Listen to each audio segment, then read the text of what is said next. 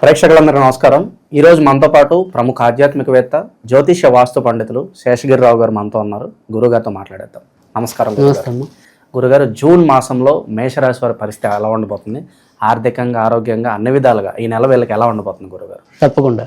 అయితే మనం ఏదైతే ఇప్పుడు మేషరాశి ఫలితాలు చెప్పబోయే ముందు ఒక్కసారి అసలు ఏంటంటే ఈ నెలలో ఏ గ్రహాలు మార్పులు ఏంటి అనేది కూడా ఒక్కసారి చెప్పేసుకుంటే మళ్ళీ మనం మిగతా వాటన్నిటికీ కూడా అది వర్తింపబడటం అనేది ఉంటుంది. అంటే ఇక్కడ ఏవైతే మనకి ప్రధాన పెద్ద గ్రహాలు ఉంటాయి అంటే ఈ ఎక్కువ ఒకటే రాశిలో ఎక్కువ నెలలు కానీ లేదా సంవత్సరాలు కానీ ఉండే గ్రహాలు ఏవైతే ఉంటాయో ముఖ్యమైన మూడేమో కిందటి నెలలో మారే గురుడు, రాహు, కేతువు. సో ప్రస్తుతం కేతువు సింహంలో ఉన్నాడు, రాహు కుంభంలో ఉన్నాడు. తర్వాత గురుడు వచ్చేప్పటికీ మొన్న మే నెలలోనే ఆయన కూడా మిథునంలోకి మారాడు. వీళ్ళు ఈ సంవత్సరం అంతా కూడా ఇదే రాశుల్లో కొనసాగుతారు. తర్వాత మనకి ఉగాదికి ముందు రోజే శని కూడా మీనంలోకి రావటం అనేది ఉంది, ఆయన కూడా అక్కడే ఉంటాడు. కానీ ఏవైతే రెగ్యులర్గా మారే గ్రహాలు కానీ ఇప్పుడు అసలు మన గోచారం అంతా కూడా ఎక్కువ శాతం ఈ తొందరగా మారే గ్రహాలు బట్టే ఎక్కువగా ఈ ఫలితాలు ఉండటం అనేది కూడా ఉంటుంది. అలా చూసినప్పుడు ఏంటంటే ఈ నెలలో ప్రధానంగా మనకి కుజుడు తర్వాత బుధుడు ఇద్దరు కూడా జూన్ 6వ తారీఖు నుంచి కుజుడేమో కర్కాటకం నుంచి సింహంలోకి వస్తాడు, బుధుడేమో వృషభంలో నుంచి మిథునంలోకి వస్తాడు. ఇవి జూన్ 6న. తర్వాత మరి ప్రతి నెల ఇంచుమించుగా 14, 15 అటు ఇటుగా సూర్యుడు ఒక రాశి నుంచి ఒక రాశికి మారటం, దాన్ని ఒక సంక్రాంతి అంటాం మనం. అంటే వృషభంలో ఉంటే వృషభ సంక్రాంతి అని, మిథునంలో ఉంటే మిథున సంక్రాంతి అని. అలా ఆయన జూన్ 15న మనకి మిథునంలోకి వస్తాడు. అది సూర్యుడి యొక్క మార్పు. అయితే శుక్రుడికి వచ్చేప్పుడు ఏంటంటే ముందు రోజు అంటే మే 31నే ఆయన మీనం నుంచి మేషానికి వచ్చాడు. మళ్ళీ ఇంకా చివరి దాకా మార్పు లేదు. ఇంచుమించుగా జూన్ 29న ఆయన వృషభంలోకి రావటం అనేది ఉంటుంది. ఇవి ఈ నెలలో గ్రహాల యొక్క మార్పు విశేషాలు. ఇప్పుడు మనం మిగతా ఒక్కొక్క రాశి యొక్క ఫలితాలు దీనివల్ల ఎలా ఉంటుంది అనేది చెప్పుకున్నాం. సో మేష రాశికి వచ్చేసరికి ఏంటంటే ఈ నెలలో ఎక్కువ శాతం మంచి ఫలితాలు ఉన్నాయనే చెప్పాలి. ముఖ్యంగా ఏదైతే అంటే వీటి యొక్క ప్రధానంగా మేష రాశిలో ఉండే ఇబ్బంది ఏంటంటే వీళ్ళకి ముందు పని చేసేసి తర్వాత ఆలోచించడం అనేది ఎక్కువ ఉంటుంది. అంటే వాళ్ళకి ఏదైనా సరే ఎక్కువ సేపు అనేది వాయిదా పడకూడదు. లీవర్ది వాళ్ళు నష్టమైన భరించగలరు. అంటే ఒక నిమిషం అయ్యో ఇలా అయిందని బాధపడినా కానీ తొందరగా మళ్ళీ మామూలు ప్రపంచానికి వచ్చేయగలుగుతారు. కానీ ఎక్కువ ఏది కూడా లాక్కూడదు. అయిపోవాలి, చేయాలి. సో ఆ రకమైన వేగం అనేది వీళ్ళలో ఎక్కువ ఉంటుంది. అయితే ఏదైతే ఇప్పుడు వీళ్ళకి ఈ శని అనేది ఇటీవల వీళ్ళకి రావటం అనేది అంటే ఏళ్ళనాడు శని రావటం వల్ల ఏంటంటే పాపం వీళ్ళు అనుకున్నంత వేగంగా పనులు జరగట్లే. సో ఎక్కడో అక్కడ ఏదో రకంగా వాయిదా పడుతూ ఉండటం, తేలిగ్గా అనుకున్నది అది ఏదో రకంగా డ్రాగన్ అవటం, అది వీళ్ళకి ఒక అసహనాన్ని ఇస్తుంది. సో ధనము కూడా ఎలా వస్తుందో ఎలా పోతుందో తెలియని పరిస్థితి ఉంది. కానీ ఇప్పుడు ఈ నెలలో కొద్దిగా వీరికి పనులు అనేది ఏళ్ళని ప్రభావం వల్ల కొద్దిగా అటు ఇటుగా అయినా కానీ చాలా మంచి ఫలితాలు ఉన్నాయి. అంటే ఇక్కడ విజయం సాధించినప్పుడు ఆ విజయం మహత్తర విజయం ఉంది. ఓకే, ఏమంటే వాయిదా పట్టడం అనుకోండి, కొద్దిగా ఆలస్యం అవటం అనుకోండి, అది ఉన్నప్పటికీ కూడా ఈ నెలంతా చాలా బాగుంది వీళ్ళకి. ఎందుకంటే ఏదైతే మరి రాశ్యాధిపతి నీచ స్థానం నుంచి ఆయన తన మిత్రస్థానమైన సింహంలోకి రావటం అనేది ఉంటుంది. గురుగారు, వీళ్ళకి ఏళ్ళనాటి శని అనేది పూర్తిగా ఇంకా ప్రభావం స్టార్ట్ అవ్వదని చెప్పుకోవచ్చా? అది ఇప్పుడు ప్రస్తుతం అంటే కొద్దిగానే ఉండటం అనేది ఉంటుంది. అది కాక ఇప్పుడు ఆయన యొక్క బిందువులకి కొద్దిగా అశ్విని నక్షత్రం అనేది కొద్దిగా దగ్గరలో ఉన్నాడు కాబట్టి మనకి భరణి కృత్తికతో పోలిస్తే అశ్విని మీద ఇంకొద్దిగా ఇంపాక్ట్ అనేది ఎక్కువ ఉండొచ్చు. సో కామన్ పాయింట్ అనేది ఏముంటుంది అంటే కనుక జనరల్గా ఇప్పుడు అశ్విని ఉందనుకోండి, సో వాళ్ళు ఏప్రిల్లో అవుతుంది అనుకున్న పని జూన్లోనో జూలైలోనో అవ్వచ్చు. అంటే వాళ్ళకి ఇంకొద్దిగా ఎక్కువసేపు పడుతుంది. సో మిగతా భరణి కృత్తిక అనేది వీళ్ళకి లేట్ ఉంటుంది, కానీ అన్ని నెలలు లేట్ ఉండదు. జస్ట్ ఒక 15 రోజుల్లో 20 రోజుల్లో వాళ్ళ యొక్క పని అయిపోవటం అనేది ఉంటుంది. అయితే ఇక్కడ పని అవ్వటంలోకి వచ్చేప్పటికి ఏంటంటే అది నష్టమా లాభమా అనేది కనుక మనం ప్రశ్నించుకుంటే మళ్ళీ పని అవ్వటం వేరు, ఆ పని తాలూకు ఫలితం అనేది మనకి ఆనందంగా ఉండటం అనేది వేరు.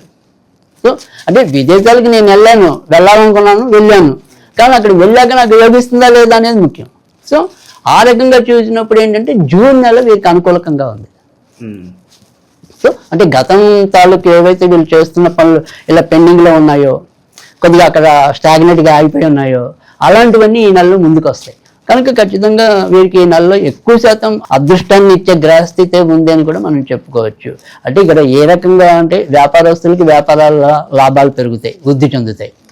తర్వాత ఉద్యోగస్తుల్లో కూడా అనుకోని మార్పులు వచ్చినా కూడా అవి ఆమోదయోగ్యంగా ఉంటాయి. అంటే ఈ మార్పు నాకు మంచిదే అన్నట్టుగా. స్థానచలనం ఉంటుందంటారా గురుగారు?